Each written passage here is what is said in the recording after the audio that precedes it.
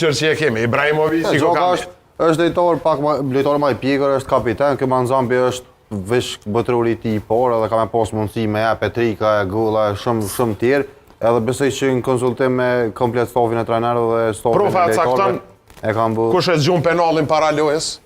Po sigurisht, jo të dihet fillim faulin, kornerin, autin qysh me zgjujt. Krejt është e caktuar. Po kjo zot thotë që dikush tjetër mos ta ekzekutoj. Loriku po thot, është një moment kur mundet me ndodh kjo edhe nuk është gjest i keq. Na Po ç'është bëhet Loriku general, sukur në luft, për shembull, mitralezin kush quhet më herët, ato që gjujnë kështu bombat për pjetë, kush qillon çanen, a di ka pe gjuja, po kupton? Ja, çashtu po thotë. Po thon çashtu pro. Apo thon çashtu. Pse se gjuve ti atë?